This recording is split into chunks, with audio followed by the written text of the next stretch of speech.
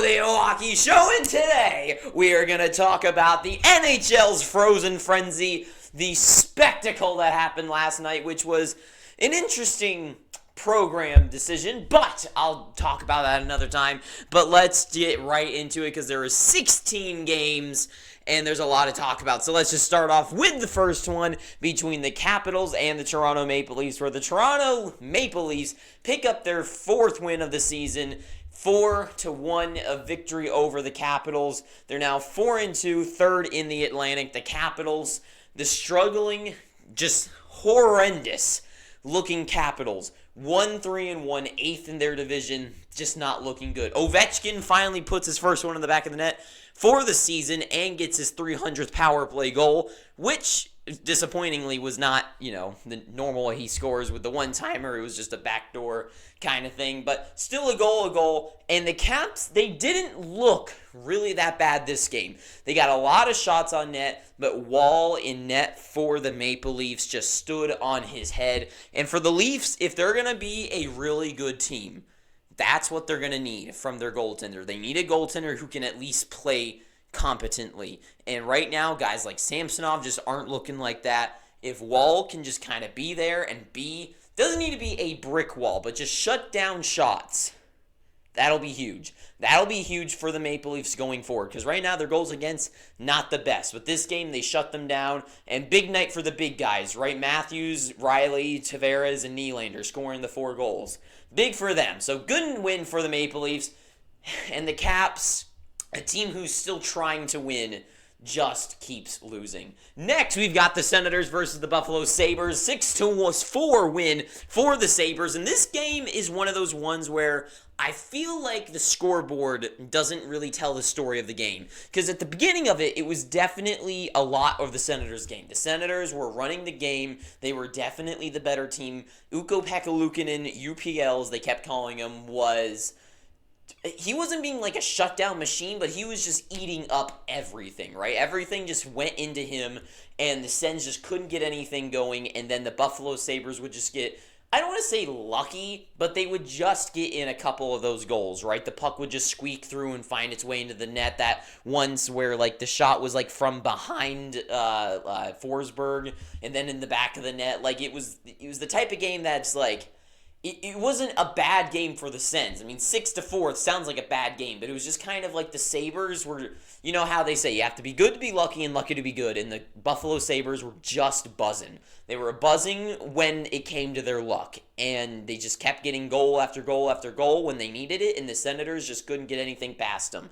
So, good job for them. Tuck got a goal, Skinner and Thompson getting 2 each for them. So big night for the top guys for the Sabres. Next, we've got the Carolina Hurricanes and the Lightning. The Canes, a team that I was rooting for the last 2 off seasons now of like, this is the team. Starting off not the best. 3-4 they are now. 5th in the Metropolitan Division. Just a meh game. Like this team, something is off. It feels like maybe it's kind of the thing where it's like when you have a team like Vegas, where it's like, oh, you keep doing the same thing over and over again, and it just keeps working. For Carolina, I think they tried the same thing over and over again, and it's just starting to, like, stall. And I feel like the fire that was in them to win is starting to go out. With a team like Buffalo, who's like, we've got to win. Same thing for the Senators. Like, it's now our time to win. For Vegas, it's like, we are so good, we have to win. Carolina, I think they're starting to stall a little bit. And so are the Lightning, but the Lightning get a win out of this one. Braden Point, Nick Paul, and Barre Boulet with the 3 goals in the shutout against the Carolina Hurricanes. So, bad loss for the Canes because they need to start getting things going. And for the Lightning, 4th in their division, 3-2-2, a good win for them. Next, the Devils versus the Habs. Now the Devils in this one, 3-1-1 now as they win 5-2 over the Montreal Canadiens. Jack Hughes tied for number 1 in the league. He was number 1 for a little bit, but now tied for number 1 in the league with 14 points. 14, whatever. He's tied with Alex DeBrincat. I think it's 14. And, I mean, it's just insane. Jack Hughes, I think DeBrincat's going to slow down. I think Detroit is going to slow down eventually, but I think Jack Hughes is going to go to the full distance and be I think this is going to be a strange year where guys like McDavid, I think the true heart race is going to be Rantanen, Hughes, and someone else. Not DeBrincat. I think it'll be some other team. I don't think it's going to be the usual like McKinnon, Matthews, and McDavid. I think it's going to be a strange off year with a new crop of three. And so, yeah, Jack Hughes is continuing his reign. Toffoli getting 2 goals. Heischer with a goal as well. The Habs, just, like they were there. They were being competitive. They were playing. They had some fun shows. They had some good plays, but the team's just not there yet. They're not on the same level as the Devils, and they just lose this game. The Dallas Stars pick up their win 4-1 over the Pittsburgh Penguins, and good show by Jake Ottinger. Ottinger, the shutdown machine, 38 saves on 39 shots against. And the biggest thing out of this one, really, is what the hell was that Ludwig doing? One thing, too, like, the Shea kid for the Penguins, like, he does look really good. He just seems to run the play, and he does look pretty spectacular. But Ludwig, the guy, goes in a hit in Foxa, and it's like he went head first into him, sort of, and then it just knocked him out. This is a strange thing to happen. I think the kid was just like, I'm going to make a big play here. Foxa, veteran guy here, he's coming up. This is my chance. I'm going to drill him, and he did. And he just, like, it was, like, it's hilarious. Like, I gotta say, it's just absolutely funny what the hell just happened to that guy. So that was really funny, and really the only thing really to take away from that game. The Sharks lose 3-1 to the Florida Panthers. I didn't write anything for that one, because who really cares? Matthew Tkachuk got 2 assists, and other than that, like, Blackwood still looks pretty good. Being a Sharks fan, sort of myself, I would hope that Blackwood is traded away to a team that could use a goaltender and that could win, because Blackwood is phenomenal, and I don't think he really got a chance in New Jersey. I hope a team picks him up. I hope a team like LA go grab him, because he deserves a good landing spot. And then for Florida, they win. Now they're 7th in their division, 3-3. Neither of these teams doing very good to start the year. And the Sharks still with not a win. 1 point, though, but no win. Then we've got the Avalanche versus the New York Islanders. 7-4 win for the Avs. Ryan Johansson kicks off the scoring. And after that, Cale Makar with that absolutely incredible backhand goal. It wasn't the best one of the night, but would it be the second best goal of the night? It's either second or third. I would probably say second one. Yeah, probably. But 7-4 win for the Avs. Great game. The speed, the dominance, just the shove it down your throat hockey that the Avs bring that can just destroy a team that is so good defensively like the Islanders. And for the Islanders, they were like, well, we got to try to win this game. So they just threw out the defense, try to score some goals, which they did. They get 4 goals on the board. But it's just, when you have a goaltender as good as Sorokin in net, it speaks volumes when you have a team like the Avs and how good they are, that they're the team that can break a guy like Sorokin. He played so good, so many crazy saves, but it just doesn't matter. It didn't matter how many 10 out of 10 saves he made, because the Avs are going to just squeak so many through. So incredible for the Avs. They're unreal. 6-0. They're undefeated. One of the 3 left.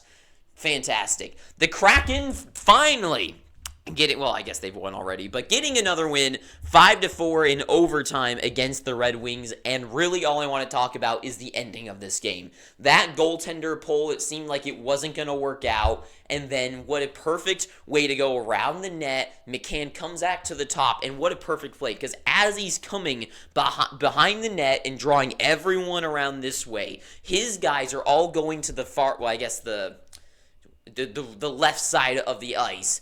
Everyone goes to the left side of the ice because he's going around that way, and the goaltender's vision's taken away, and McCann just cuts back up. Easy shot in the back of the net, and good goal. And then the finale. The Kraken, did the Red Wings even get a shot on net? The Kraken just held the puck. They gave it away for some seconds, but I don't think the Wings registered. No, they did get one shot. Veleno had like a good run, I think. But that ending there, Vince, like all the craziness, that is what happens when that is what momentum does. When you push the puck up the ice and you just keep going and crashing. Because then it causes the other team to fail, right? So like Vince Dunn into the corner with that guy, he holds on to his man, and then the other guy in the corner, Eberle's guy that he shook off into the boards, he's on the ice. Eberle cuts to the front, and then just a great feed.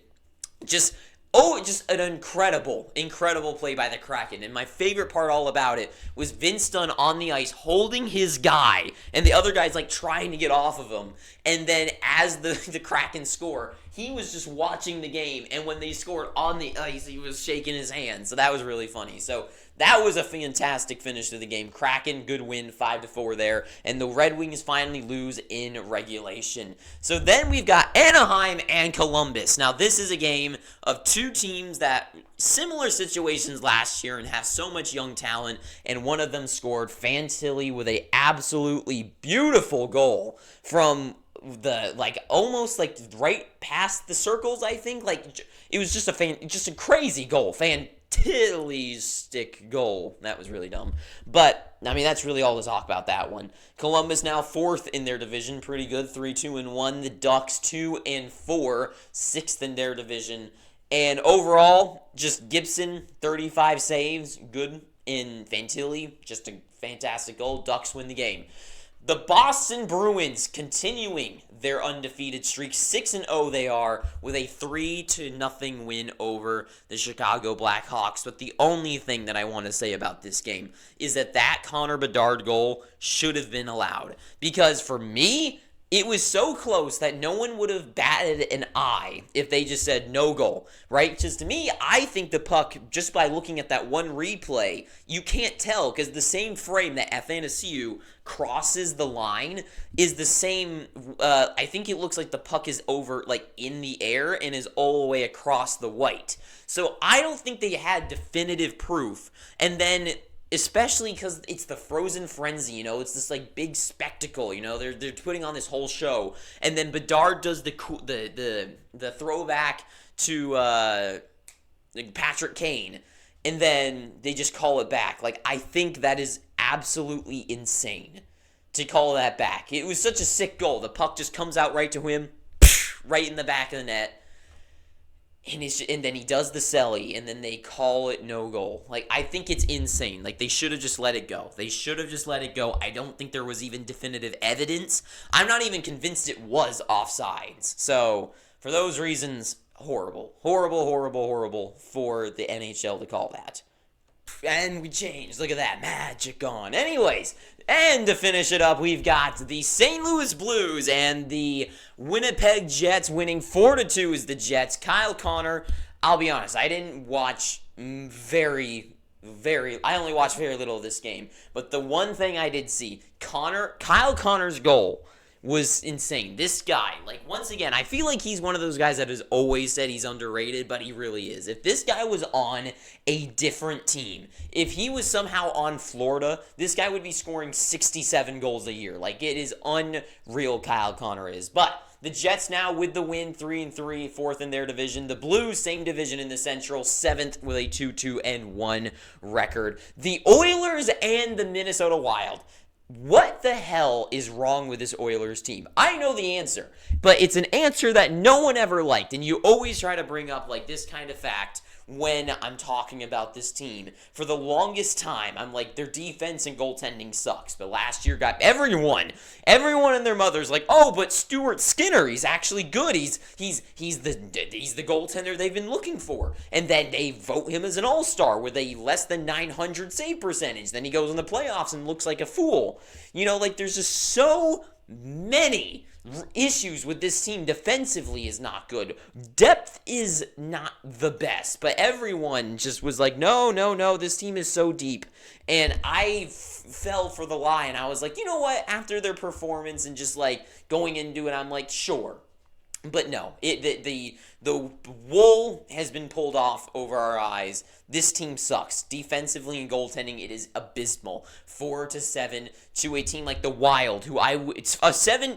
If I said Oilers and Minnesota went 7-4 win, and I said guess who won, you would guess the Oilers. But no, a team like Minnesota, who's a very like fight it out, like brawl to the end kind of team, they did do that, and then they squashed them in the end, getting a 3-goal lead. 3-2-1 now is the third place Minnesota Wild.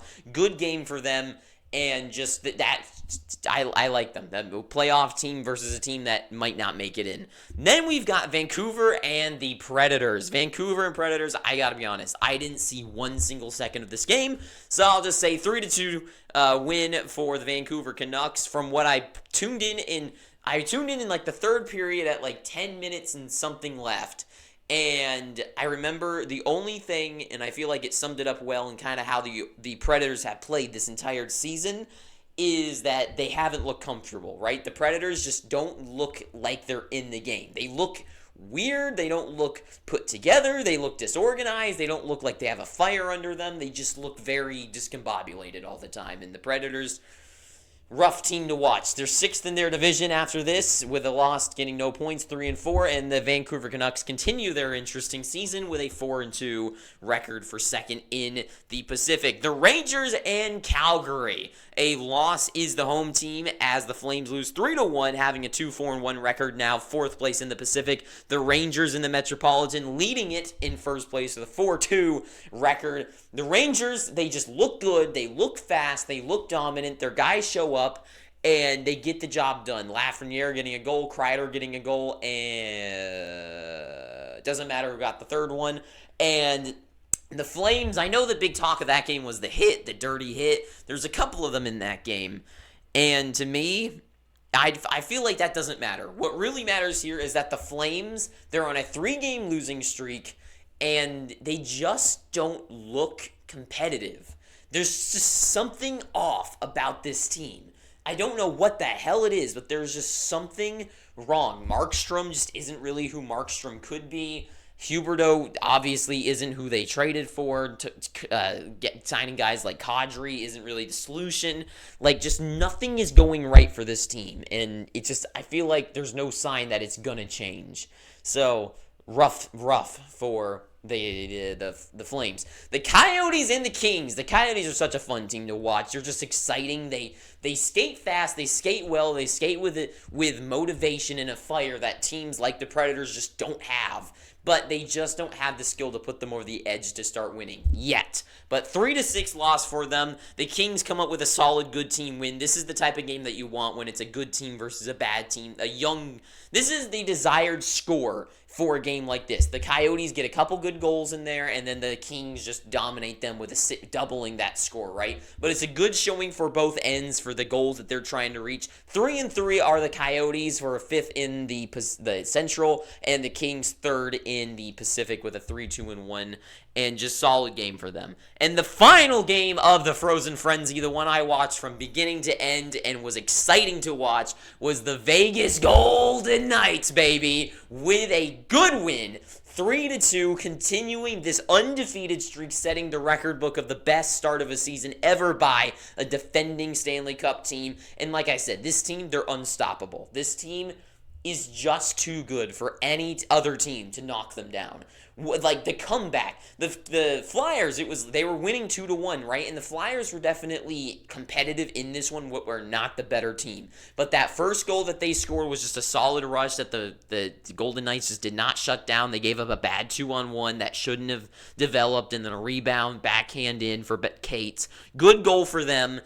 And other than that, the Golden Knights, they led this game, but they weren't leading in the scoreboard. And finally, Barbashev's goal to start the game was solid. But then what really, really was great was Paul Cotter's goal, the most beautiful one of the night. Absolute, just this was the definition of a beautiful goal. Like, the between the legs move was maybe the best I've ever seen watching a live game before. I don't think it's ever been crisper than that move by Cotter. And then Shea Theodore puts them home with like 24 seconds left or whatever. Absolutely unreal. Just amazing. Just amazing win for the Golden Knights. Unfortunate for the Flyers, they couldn't take down the defending Cup champs, but it is what it is, and Vegas reigns supreme still. And that is all I gotta say. So if you've made it to the end somehow, please, I'm begging you, pick up your free subscription. And until next time, too sweet, have an amazing day, and ta-ta for now.